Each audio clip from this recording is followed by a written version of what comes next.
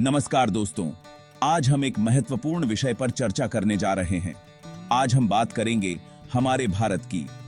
एक ऐसा देश जो विविधताओं से भरा हुआ है, जहां हर कोने में एक नई कहानी है। एक ऐसा देश जहां एक तरफ तो डेवलपमेंट के नए नए आयाम गढ़े जा रहे हैं, वहीं दूसरी ओर कुछ प्रॉब्लम्स ऐसी हैं जो आम आदमी को जीने नहीं दे रही। हमारे शहरों में गगनचुंबी इमारतें हैं, लेकिन उन्हीं के नीचे झुग्गी झोपड़ियां भी हैं। एजुकेशन, हेल्थ, सेफ्टी, जॉब्स, ये सब आज सवालों के घेरे में हैं। हमारे बच्चों की शिक्षा का स्तर क्या है? क्या हमारे अस्पतालों में पर्याप्त सुविधाएं हैं? क्या हमारे नागरिक सुरक्षित महसूस करते हैं? और सबसे महत्वपूर्ण, क्या हमारे युवाओं को रोजगार के अवसर मिल रहे हैं? करप्शन का जहर तो हर तरफ फैला हुआ है। सरकारी दफ्तरों में रिश्वतखोरी आम बात हो गई है। लोग अपने हक के लिए सड़कों पर उतर रहे हैं, लेकिन क्या उनकी आवाज सुनी जा रही है? लेकिन दोस्तों, निराश होने की जरूरत नहीं है। हमारे देश में ऐसे कई लोग हैं जो बदलाव लाने के लिए कड़ी मेहनत कर रहे हैं। वे हमें प्रेरित करते हैं, हमें उम्मीद देते हैं।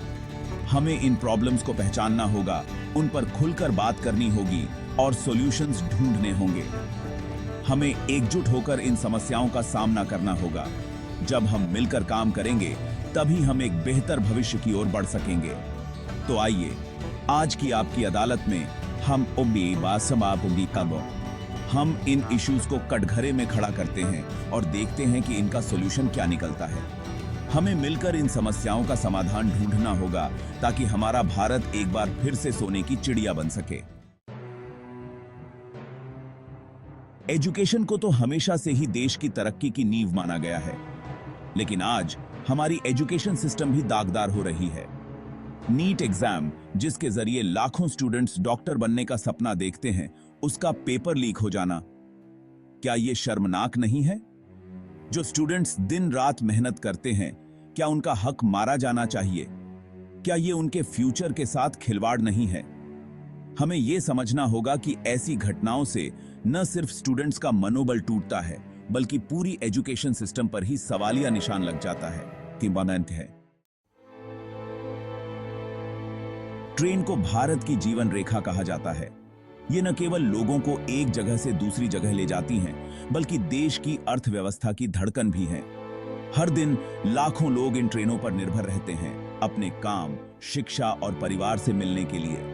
लेकिन आजकल ये जीवन रेखा भी मौत का सामान बनती जा रही है। हर साल सैकड़ों लोग इन हादसों में अपनी जान गंवा बैठते हैं। ये हादसे न केवल परिवारों को तोड़ते हैं, बल्कि समाज में एक गहरा घाव छोड़ जाते हैं। लगातार हो रहे ट्रेन एक्सीडेंट्स, क्या ये बताते हैं कि हमारी सिस्टम में कहीं कोई कमी है? क्या ये हादसे हमारी सुरक्षा व्यवस्था की पोल खोलते हैं? क्या ये दर्शाते हैं कि हमारे रेलवे ट्रैक और इंफ्रास्ट्रक्चर में सुधार की सख्त जरूरत है? क्या रेलवे की लापरवाही के चलते निर्दोष लोगों को अपनी जान गंवानी पड़ रही है? क्या ये हादसे हमारे सिस्टम की विफलता का प्रतीक हैं? हर एक हादसे के पीछे एक कहानी होती है, एक परिवार होता है जो बिखर जाता है। क्या गवर्नमेंट इन एक्सीडेंट्स को रोकने के लिए कोई ठोस कदम नहीं उठा रही है? क्या हमारे नेता और अधिकारी इन हादसों को गंभीरता से ले रहे हैं? क्या वे उन परिवारों के दर्द को समझ रहे हैं जो अपने प्रियजनों को खो चुके हैं? हमें ये याद रखना होगा कि हर एक जान कीमती है और इन एक्सीडेंट्स में जाने वाली हर एक जान के लिए कोई न कोई जिम्मेदार है। हमें मिलकर इस समस्या का समाधान ढूंढना होगा, ताकि भविष्य में ऐसे हादसे न हों। हमें अपने रेलवे सिस्टम को सुरक्षित और विश्वसनीय बनाना होगा, ताकि हर यात्री सुरक्षित अपने गंतव्य तक पहुंच सके। करप्शन, ये एक ऐसा दीमक है जो देश की नींव को खोखला कर रहा है। गवर्नमेंट स्कीम्स से लेकर आम आदमी की जिंदगी तक हर जगह करप्शन का बोलबाला है। क्या यह सच नहीं है कि गवर्नमेंट हॉस्पिटल्स में मरीजों को समय पर इलाज नहीं मिलता? क्या यह सच नहीं है कि स्कूल्स में बच्चों को पढ़ाने के बजाय मिड डे मील बांटने पर ज्यादा ध्यान दिया जाता है? करप्शन के कारण ही डेवलपमेंट की गति धीमी पड़ जाती है। जब तक हम इस दानव को नहीं मिटाएंगे, तब तक देश तरक्की नहीं कर सकता।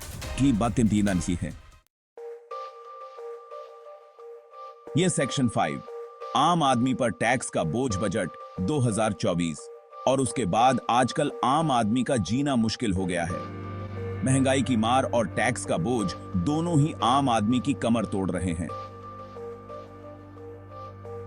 हर दिन की जरूरतें पूरी करना एक चुनौती बन गया है।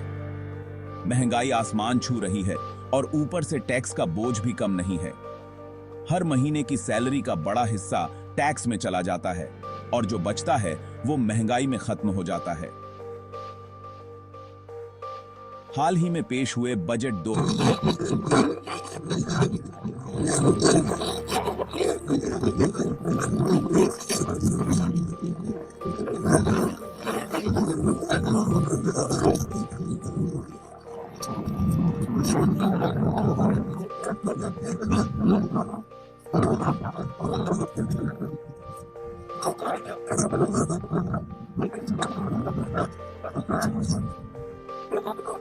ऐसे में आम आदमी अपना गुजारा कैसे चलाए?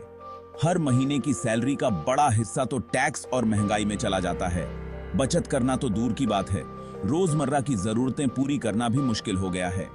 गवर्नमेंट को चाहिए कि वो आम आदमी की परेशानियों को समझे और टैक्स के बोझ को कम करने के लिए ठोस कदम उठाए। टैक्स में राहत देने के साथ साथ महंगाई पर भी काबू पाना जरूरी है। आम आदमी की जिंदगी को आसान बनाने के लिए सरकार को ठोस नीतियां बनानी होंगी। बजट 2044 के बाद आम आदमी की उम्मीदें सरकार से और भी बढ़ गई हैं। लोग चाहते हैं कि सरकार उनकी समस्याओं को समझे और उनके समाधान के लिए काम करे। टैक्स में राहत और महंगाई पर काबू पाने के लिए ठोस कदम उठाए जाएं। अगर सरकार आम आदमी की समस्याओं को हल करने में सफल होती है तो इससे न केवल उनकी जिंदगी आसान होगी बल्कि देश की अर्थव्यवस्था भी मजबूत होगी। आम आदमी की खुशहाली ही देश की तरक्की का आधार है। धन्य आदमी की खुशहाली। मुश्सिंदिस। सेक्शन 6 महंगाई की मार। थाली हुई खाली, कभी सोने की चिड़िया कहा जाने वाला भारत आज महंगाई की मार झेल रहा है। आम आदमी की रसोई का बजट बिगड़ गया है। दाल, चावल, सब्जी, तेल, हर चीज के दाम आसमान छू रहे हैं। ऐसे में गरीब और मिडिल क्लास के लोग 2 वक्त की रोटी का इंतजाम कैसे करें? बच्चों को पढ़ाएं या उनका पेट भरें? ये सवाल आज हर घर में कुरेद रहे हैं। गवर्नमेंट को चाहिए कि वो महंगाई पर लगाम कसे और आम आदमी को राहत प्रदान करे। सेक्शन 7 बेरोजगारी का दर्द, सपनों का क्या हुआ? बेरोजगारी आज देश के सामने सबसे बड़ी चुनौतियों में से एक है। लाखों युवा पढ़ लिख कर भी बेरोजगार घूम रहे हैं। नौकरियों की कमी के कारण उनके सपने टूट रहे हैं। गवर्नमेंट को चाहिए कि वो जॉब्स के नए अवसर पैदा करे, नए उद्योग स्थापित किए जाएं, जिससे युवाओं को रोजगार मिल सके।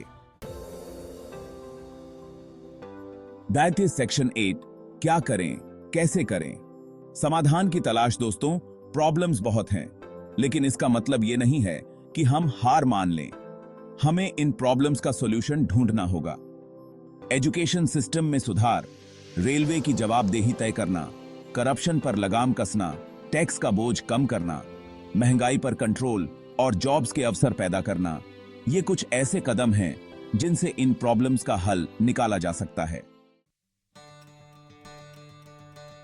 आज सेक्शन 9 एक कदम आगे, जागरूकता से समाधान तक। लेकिन दोस्तों, सिर्फ गवर्नमेंट के भरोसे बैठे रहने से कुछ नहीं होगा। हमें खुद भी जागरूक बनना होगा। हमें अपने अधिकारों के प्रति सचेत रहना होगा और उन्हें समझना होगा। हमें अपने अधिकारों के प्रति सचेत रहना होगा। हमें करप्शन के खिलाफ आवाज उठानी होगी और एकजुट होना होगा। हमें अपने बच्चों को अच्छी एजुकेशन देने के लिए संघर्ष करना होगा। हमें अपने वोट का सही इस्तेमाल करना होगा और जिम्मेदारी से मतदान करना होगा। सेक्शन 10 आखिर में एक उम्मीद, एक आस दोस्तों, ये सच है कि आज हमारे देश के सामने बहुत सारी चुनौतियां हैं, लेकिन हमें निराश नहीं होना है। हमें उम्मीद की किरण को जलाए रखना है।